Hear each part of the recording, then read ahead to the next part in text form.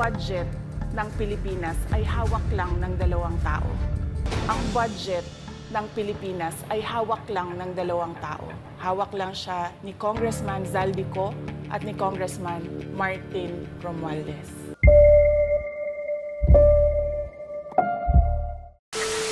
What's up mga kaibigan, nandito naman tayo sa ating reaction video sa araw nito kung saan mga kaibigan, mainit po na usapin ang ating pag-usapan sa araw nito. Breaking news mga kaibigan, Martin Romualdez ay bababa na sa kanyang pwesto.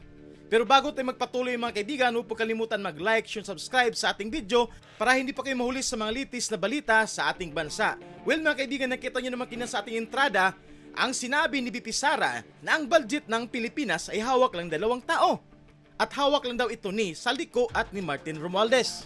At yun na nga mga kaibigan, nung ipinahayag yan ni BP Sara nung panahon na yon, kung sino pang nakalala sa pronouncement ni BP Sara, ay ito ay pinagtawanan, kinotya ng mga anti-Duterte at sinabihan siyang lokaret. Pero ngayon mga kaibigan, dito natin makikita na ang lahat ng sinasabi ni BP Sara ay totoo at walang labis na pampolitika.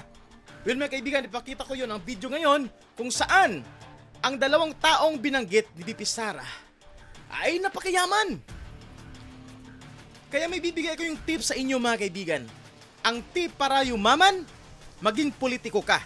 Well, ito na po yung dalawang example kung papaano yumaman kung nasa politiko ka. Ito na yung video mga kaibigan at ating panoorin. Sa gitna ng corruption probe sa gobyerno, lumutang na rin ang umano'y lavish lifestyle ni House Speaker Martin Romualdez at Congressman Contractor Zaldico.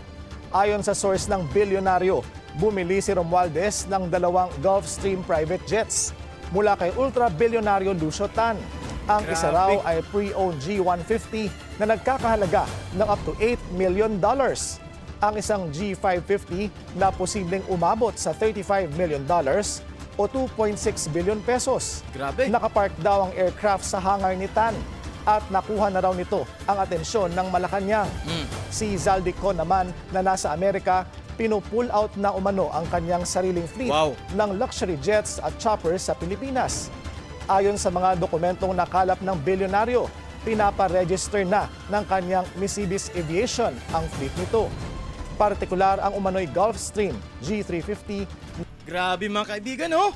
Oh, yun na ang sinasabi ko sa inyo. Kung gusto nyo yumaman, kung kurap ka, tapos gusto kang yumaman, pumunta ka sa politiko. Biro nyo yan mga kaibigan, bumili ng private jet. Dollars ang presyo mga kaibigan. Billions, it involves billions mga kaibigan. Oo. Sa balitang ito, binanggit yung dalawang tao na pinangalanan ni BP Sara na yan ang may hawak sa budget ng Pilipinas. So what do you think mga kaibigan? Ang sinabi na ba ni BP Sara ay gawang ano lang, katang-isip lamang? Well, for now, nakita na natin mismo sa balita. Lavish ang kanilang lifestyle. Ganon ba sila kayaman nung wala pa sila sa posisyon? Di ba? Kaya mga kaibigan, nakakagalit. Kaya nga mga kaibigan, sa September 21 ay magkaroon ng rally ang taong bayan. Walang halong politika na yan mga kaibigan, kahit anong grupo, anong faksyon. Magsama-sama para sa isang goal. Tapusin ang korupsyon sa Pilipinas at papanagutin ang mga taong involved nito. So dahil sa controversial na korupsyon mga kaibigan, ialam naman natin doon sa Kongreso ay maingay ito si Kiko Barsaga. At dahil sa kanyang pag-iingay, nagulintang itong si Martin Romualdez at nakapagdesisyon na sa araw na ito ay bababa na daw siya as Speaker of the House. Well, ito po yung video mga kaibigan, natin panoorin ang balita tungkol sa pagbaba ni Martin Romualdez. Totoo ba ang balibalita na ang susunod na magiging House Speaker ay si Congressman Bogie D? Yan ang rekomendasyon ng ating speaker, si Speaker Martin Romualdez. So yun na nga mga kaibigan, sa araw na ito ay bababa na si Romualdez at nag-rekomenda. Sino inirekomenda niya? Si Taospino D. Yan, ito po, Taospino ba yun? Ito yung picture niya mga kaibigan, tingnan natin. Ayan, yan po si D. Yan pong nirekomenda ni Martin Romualdez. Ano ba ang kanyang background, mga kaibigan? Well, mga kaibigan, si Faustino Budji D. Guzman D. III ay representative sa Isabela, wherein dati itong gobernador sa Isabela noong 2010 to 2019. Ayan. At naging Vice Governor 2019 to 2025 at ngayon naging congressman. Ayan, yan po ng kanyang background. So tuloy natin ang video, mga kaibigan. Maaring siya ang maging speaker natin sa Kamara. Starting today, Congressman. Malamang meron kami mga party meetings this morning. Ifa-finalize yung mga planong ganito. Kahapon pinatawag kami ng ating Speaker Martin Romualdez at sinabihan niya kami na balak niya nang magbitiw sa kanyang pwesto ngayong araw na to. So, and then dapat lang.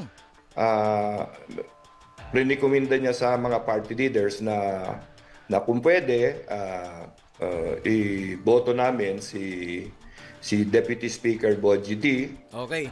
So nirekomenda niya si Congressman D. Faustino D. Pero para sa akin, mga kaibigan, dapat kung may papalit man kang speaker ay dapat hindi niya rekomendado. Bakit? Kasi ganito ang mangyari dyan, mga kaibigan. Kung magkaroon ng investigasyon at lumalim at ma-involve ang pangalan ni Romualdez, kung ang speaker ay rekomendado niya, may karoon na naman ng politika. Magkaroon na naman, hindi na naman independent ang mangyari dyan. So I'm hoping na kung sino mang irekomenda ni Martin Romualdez ay hindi ito papayagan ng ibang mga congressman dyan. Come on! Mga congressman natin dyan, makonsensya naman kayo.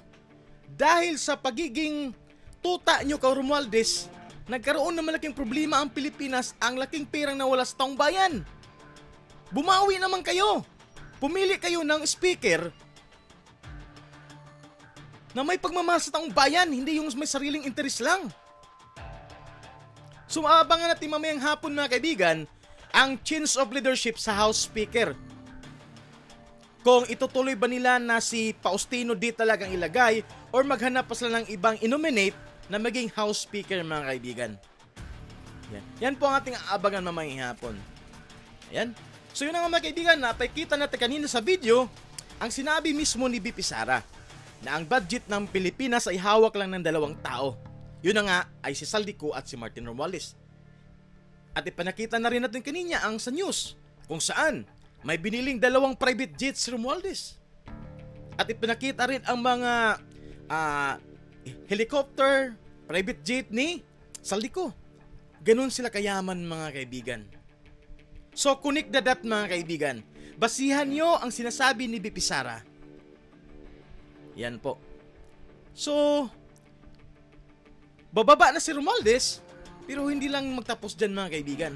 Dapat merong managot, dapat imbestigahan bakit ganun sila kayaman sa time na sila ang nakaupo dyan sa posisyon na yan.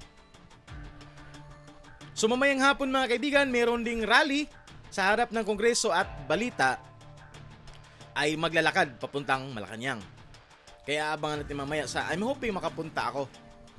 I'm hoping kasi walang maiwan dito sa bahay. So yun na po yung video natin sa araw ito, mga kaibigan. Abang-abang na po tayo sa mga latest breaking news. Update sa balita sa ating bansa. So sa mga hindi pa nakasubscribe, pakisubscribe po at palike at share ng ating video, mga kaibigan. So I think hanggang dito lang tayo at abang-abang na lang tayo sa mga latest na mga balita. Until next time, bye-bye.